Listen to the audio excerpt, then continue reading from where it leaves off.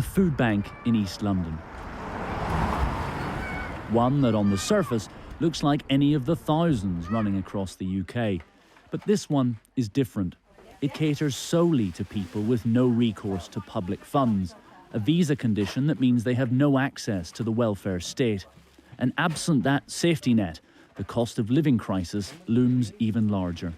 Being a mother, I feel very upset because I have to choose from anyone, putting a heating on, putting a food in the plate.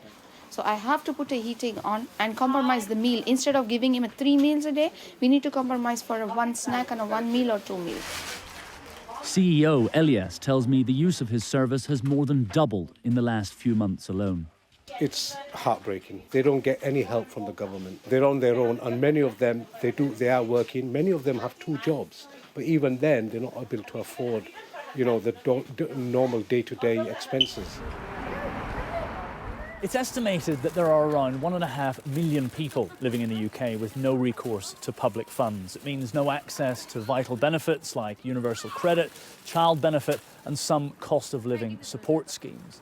In theory, if people face real hardship, there is a mechanism known as a change of conditions application that can allow people to access much needed support.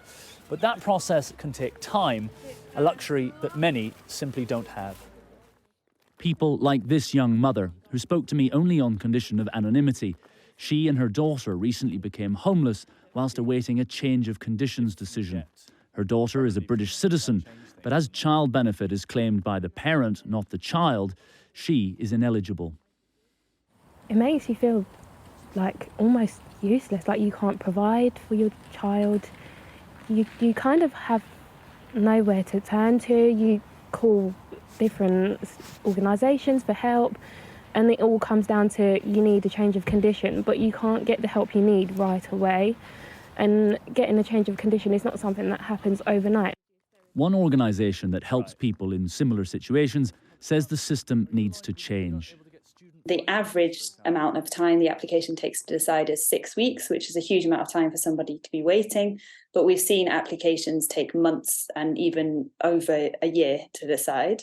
It means that people have to go through a very long and grueling application process before they can access the most basic support.